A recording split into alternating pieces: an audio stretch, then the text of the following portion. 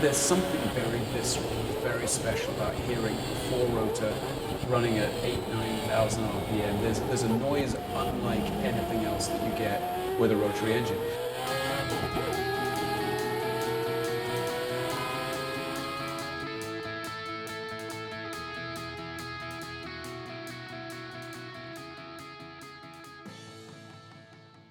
As soon as Mazda had refined the rotary engine for its production cars, the company went racing.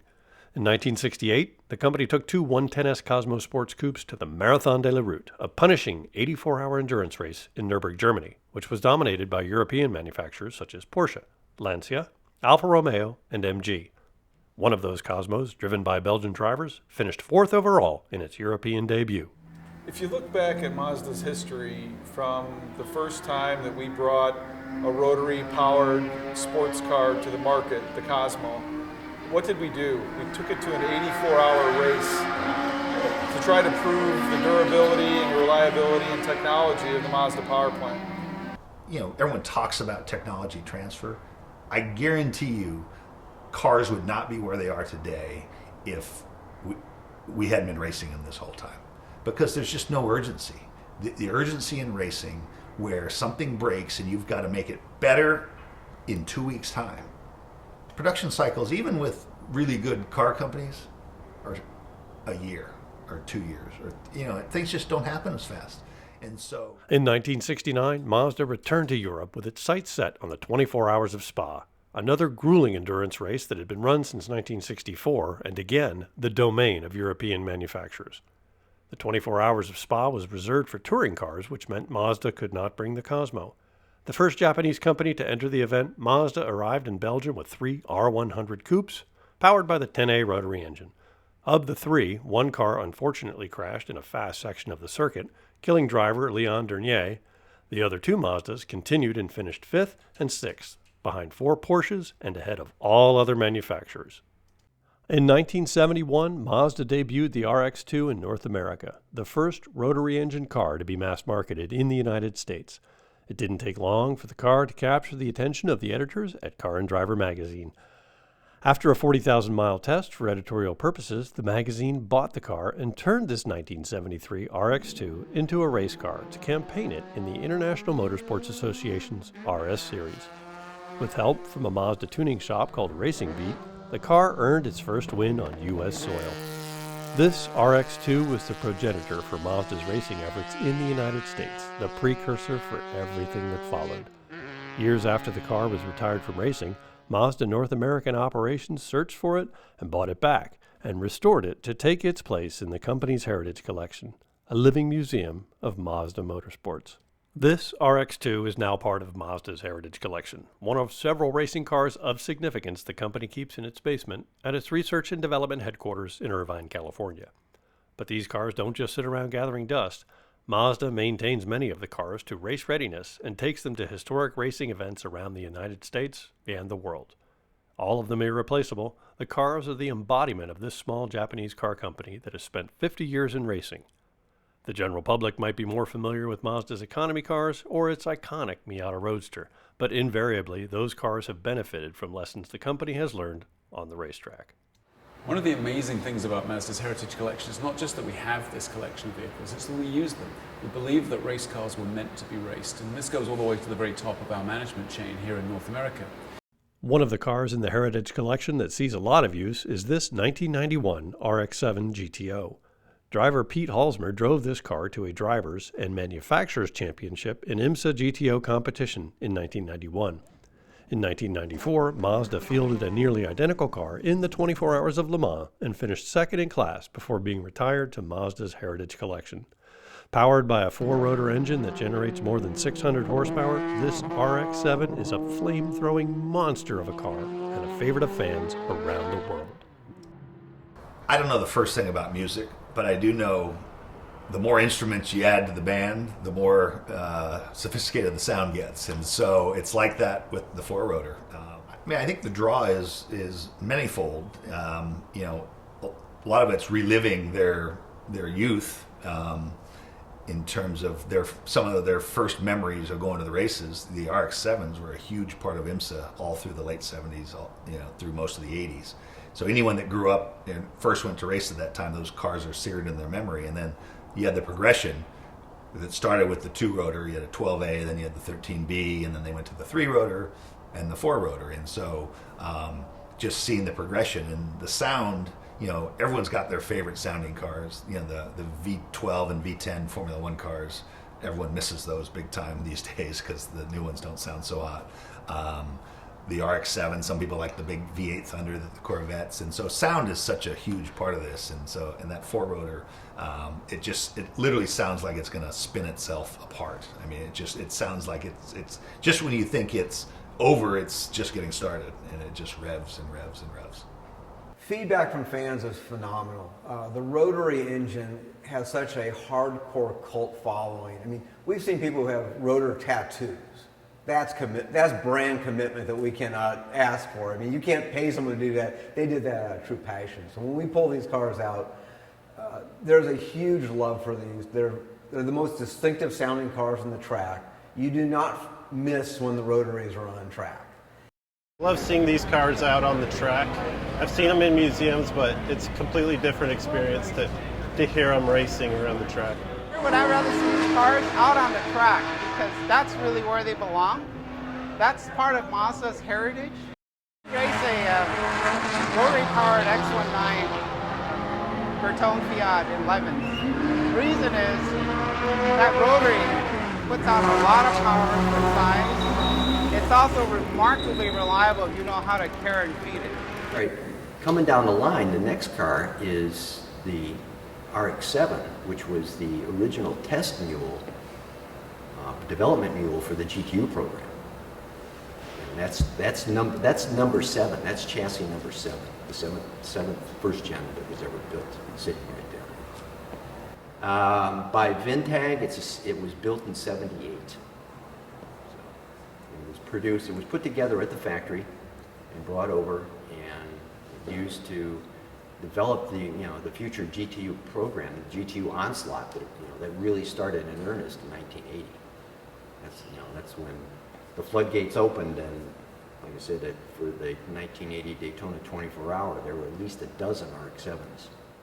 In 12 years of Imsa competition, the Mazda RX-7 was the only single-car model to earn more than 100 GT class victories, including 23 class wins at the Rolex 24 Hours of Daytona and 13 class wins at the 12 Hours of Sebring. A volunteer team of Mazda employees and one full-time employee maintain the cars and drive them at historic events around the world, including the Goodwood Festival of Speed, where Mazda was the featured marque in 2015. I have a few different things I do here. I take care of, the main one, I take care of the heritage collection of about a little over 70 cars, about a dozen of them are race cars. Being able to work on these cars, it is tricky. I mean, there's no Chilton manual, there's no Haynes manual to go. You can't just go down to Pet Boys and get parts for them. It's a unique way to work on cars. So these things are different in their own right. Everyone's different. So you basically just have to look at it, figure out how it works, take it apart to see how it works, and go from there. So they're all kind of like big puzzles. I'm getting to the point where I've had them all pretty much apart and know how they work. But yeah, you just kind of attack it and figure out how it works. It's a very unique challenge, just making sure, we put our execs in these cars, so we got to make sure they're going to stay in one piece, 25 years after they were built. In 1989, Mazda also focused its efforts on its new model, the MX-6. Imsa rules at the time allowed manufacturers to convert front-wheel drive cars to rear-wheel drive and substitute engines and transmissions. That's how this MX-6 came to be outfitted with a 13B rotary engine. Mazda's MX-6 won 3 races in 1989 and captured the manufacturer's championship. In 1990, the MX-6 won 5 races, the manufacturer's championship, and the driver's championship for driver Lance Stewart. This particular example won at Long Beach, California, and at Watkins Glen in the hands of driver John Finger. For 17 years, we went to the 24 Hours of Le Mans, the most grueling endurance race in the world, and tried to prove the rotary engine technology over and over and over until ultimately we won in 1991. Mazda entered its first car at Le Mans in 1973 in the 2-liter category in a rotary-powered Sigma, a Japanese manufacturer of prototype cars. It was the first time a Japanese manufacturer and Japanese drivers had ever entered to race at Le Mans. The company returned in 1974 with a new Sigma chassis, but its early efforts at Le Mans weren't exactly a success. By 1983, Mazda had begun fielding cars it built specifically for racing in partnership with Mooncraft, a specialty shop in Gotemba, Japan. The first car was the 717C, a plucky little closed cockpit Group C prototype. The years that followed ushered in the 727C and the 737C that competed alongside rotary-powered entries from BF Goodrich, which gave Mazda its first-class win at Le Mans in 1984. For the 1986 race, Mazda introduced the 450 horsepower, 3-rotor engine in the 757, a new chassis designed and built in England by Nigel Stroud. The company campaigned 2 cars that year, but both transmissions broke halfway through the race. In 1987, one of Mazda's 2 entries suffered engine problems and retired. The other car finished 7th overall and first in category in the 757, the first podium finish for the Mazda factory team.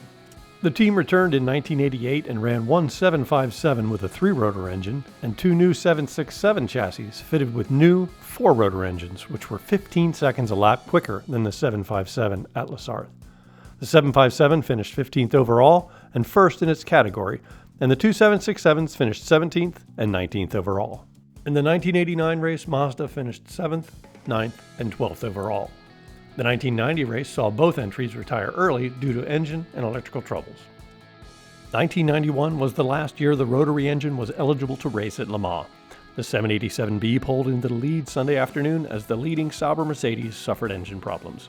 With the Jaguars close behind, Mazda held on for the win, the first and only Japanese car company to win at Le Mans, a record that would stand until 2018 when Toyota took the overall win.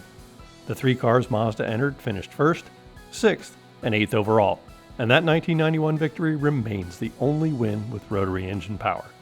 The 787B was the first car to win at Le Mans with carbon brakes, a carbon clutch, and a telemetry system that allowed engineers to monitor the car in real time. The 787B also set a new race record, completing 362 laps at an average speed of 127.62 miles per hour.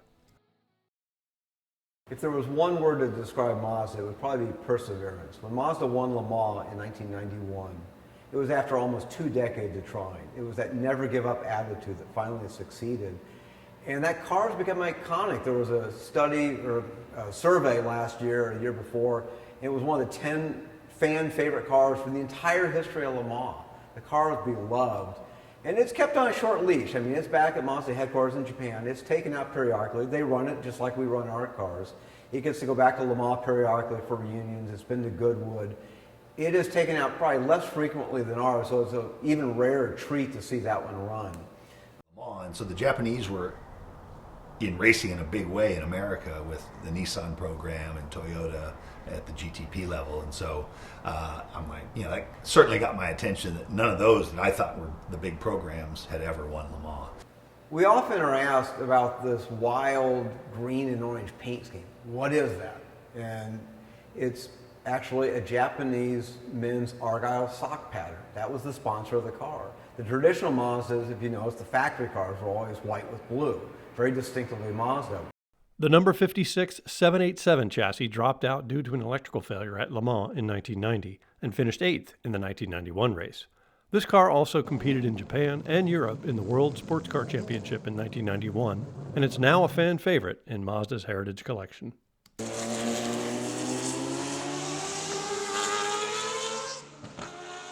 I think Mazda does a very good job.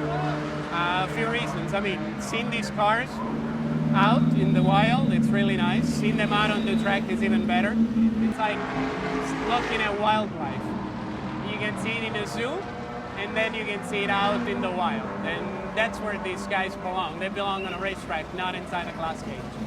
And you also have to admire the people that originally developed the rotary engine and made it work, because at the time when they were working on a rotary, nobody said it can be made. Nobody said it could be done. It just could not be done. You couldn't make it work. It was not possible. But Yamamoto and his engineering team, they worked so diligently to make the rotary function. And after so much effort, they actually got it to work. In 1992 and 1993, Mazda campaigned this Rx7 Gto GTP car in Imsa competition. This car only saw 2 seasons due to a lack of funding, the demise of the GTP series, and the state of the Japanese economy, which was teetering on the brink of recession at the time. As part of Mazda's heritage collection, the Rx7 Gto represents the pinnacle of development of the 26B rotary engine, which produced 750 horsepower. Impressive for a 2.6-liter engine. Well, every car that rolls off the assembly line at Mazda ultimately becomes a story. It becomes a story for the first owner, maybe the second owner, and in case of the MX-5 Miata, there's people that have had it since day one. And I think in the case of our motorsports collection, every one of these cars has a story. And not only the drivers that drove it, but the races that it competed in, the races it won, the races that it didn't win, the races that it didn't finish, and we learned something. And ultimately, when we learned something at the racetrack, we could apply it to the next generation of road car. That's when we win.